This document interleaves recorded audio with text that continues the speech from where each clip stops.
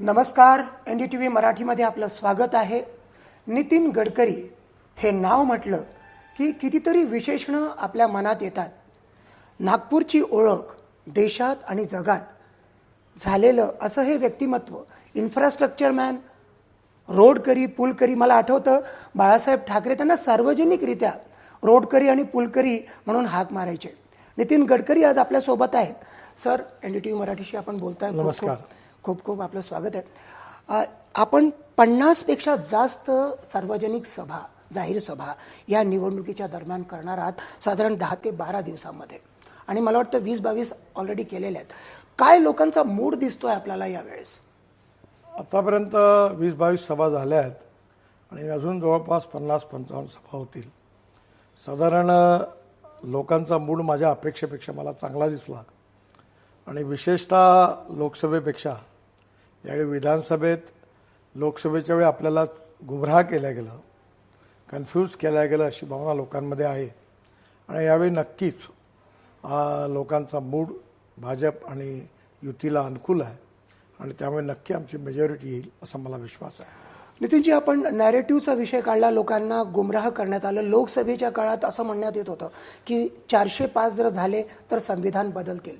आता तोच नॅरेटिव्हचा मुद्दा थोडा पुढे नेऊन आता असं म्हणण्यात येत आहे की समजा हे पुन्हा सत्तेत बसले तर संविधान धोक्यात येईल, आरक्षण धोक्यात येईल आणि कुठेतरी मनुस्मृतीला पडद्यामागून आणण्याचा प्रयत्न सुरू आहे. स्वतः राहुल गांधी येऊन गेले आणि त्यांनी ती लाल बुक संविधानाची दाखवली आणि ते सगळं भाषण केलं, आपल्याला माहितीच असेल. त्यांनी हे म्हटलं की 50% जी आरक्षणाची भिंत आहे ती तोडायची आहे आणि जातीगत जनगणना झाली पाहिजे.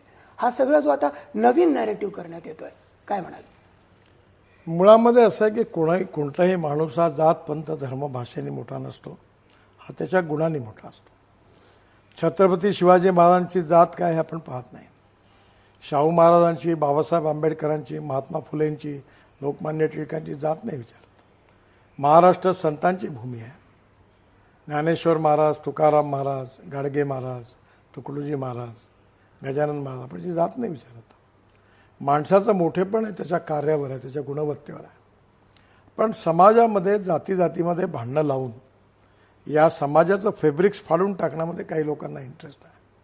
कारण backwardness becoming a political interest.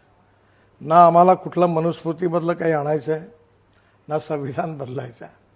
मुळात संविधानमध्ये केशवानंद भारती केसमध्ये 11 सुप्रीम कोर्टचे चीफ जस्टिस आणि 10 न्यायमूर्तींनी निर्णय दिलेला आहे की silent features of the constitution cannot be change. घटनेचे मूलभूत तत्व बदलूच शकत नाही, जसं लोकतंत्र, समाजवाद, धर्मनिरपेक्षता, freedom of speech, fundamental right कोणीही सरकार बदलू शकत नाही. जे इतर 2 पार्ट आहे त्या पार्टमध्ये बदलवण्याचा अधिकार पार्लमेंटला आहे.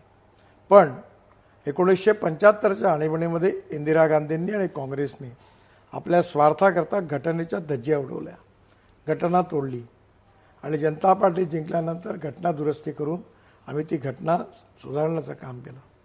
त्यामुळे काँग्रेस पार्टीने घटना तोडली. आम्ही घटना तोडायचा प्रश्न उद्भवत नाही. ना आम्ही घटना तोडू, न तोडू देणार की कोणाला, आणि कधी तोडण्याचा आमच्या मनात विचार आहे. त्यामुळे हा सगळा अपप्रचार आहे आणि या अपप्रचारामध्ये मुसलमानांच्या मनात भय निर्माण करणं, दुसरीकडे दलित समाजामध्ये तुमचा बाबासाहेबचं संविधान बदलणार आहे अशा प्रकारचं विष कालवणं, आदिवासी आणि ट्रायबल कम्युनिटीला तुमचं आरक्षण बदलणार आहे असं सांगणं, हे व्होट बँक पॉलिटिक्स करता जे काही काम काँग्रेस पार्टी आणि राहुल गांधी करतात ते चुकीचं आहे.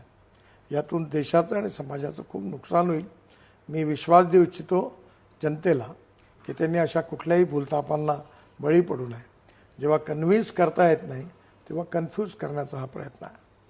आपण सांगताय की जातीचा विषय महाराष्ट्रात होऊ शकत नाही कारण पुरोगामी महाराष्ट्र आहे. पण याच पुरोगामी महाराष्ट्राने आता एक वेगळं बदललेलं समीकरण सुद्धा अनुभवलेलं आहे. मनोज जरांगे वारंवार उपोषणाला बसले. त्यांनी तुमच्या पक्षाचं आणि विशेषतः देवेंद्र फडणवीसांना टार्गेट केलं, ते तर आपण बघितलेलंच आहे. आणि निवडणूकमध्ये आम्ही लढू किंवा पाडू असं त्यांनी म्हटलं होतं. आता त्यांनी माघार घेतली आहे असं सांगण्यात येतं आहे की त्याचा फायदा महाराष्ट्र विकास आघाडीला होईल. जातीगत समीकरणं ज्या पद्धतीनं बदलली आणि कित्येक गावामध्ये विशेषतः मराठवाड्यामध्ये ओबीसी विरुद्ध मराठा असं गावागावात दुर्दैवाने चित्र पाहायला मिळालं.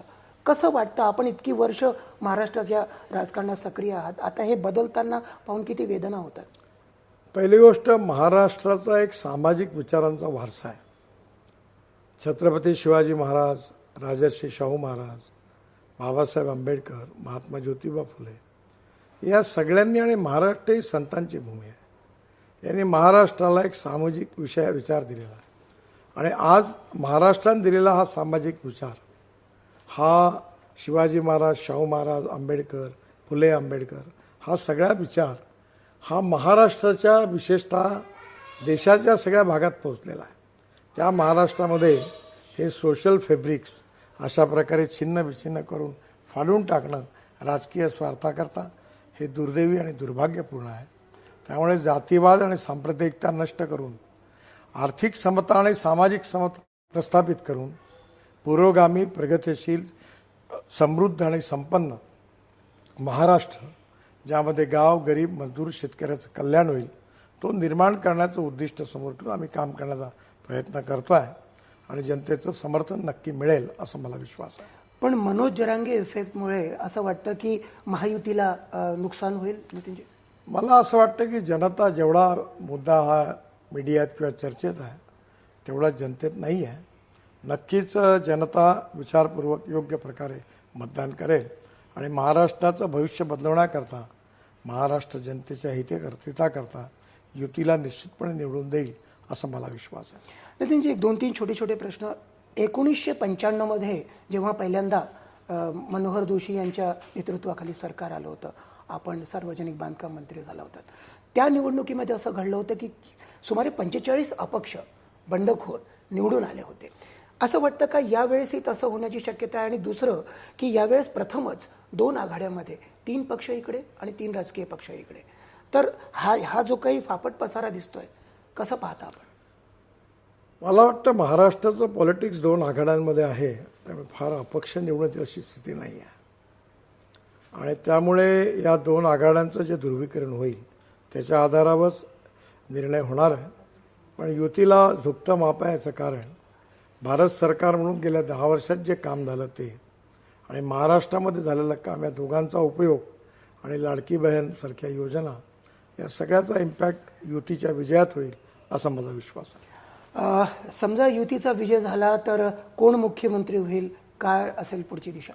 निवडून आलेले आमदार आपला नेता निश्चित करतील आणि पार्टीतले शीर्षस्थ नेता त्यावेळी निर्णय घेतील.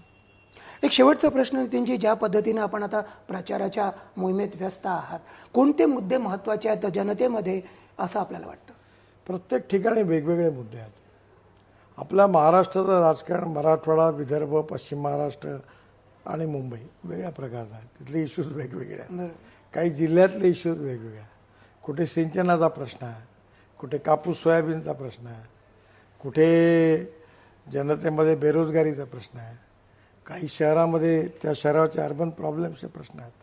ओव्हरऑल इंटिग्रेटेड अप्रोचमध्ये जनतेच्या अपेक्षा जे पूर्ण करतील आणि ज्यांचा मागचा परफॉर्मन्स चांगला आहे त्याचा ऑडिट जनता करेल आणि त्याच्या भरोशावर आपला निर्णय घेईल असा मला विश्वास आहे. खूप खूप धन्यवाद. निवडणुकीच्या व्यस्त कार्यक्रमामध्ये आपण NDTV मराठीला वेळ दिली. Thank तर नितीन गडकरी सांगतायत की कितीही व्यस्त आणि कितीही विचित्र असं कॉम्बिनेशन दिसत असलं तरी महायुतीला सरशी मिळेल आणि महायुतीचं सरकार पुन्हा येईल असा त्यांना विश्वास वाटतोय.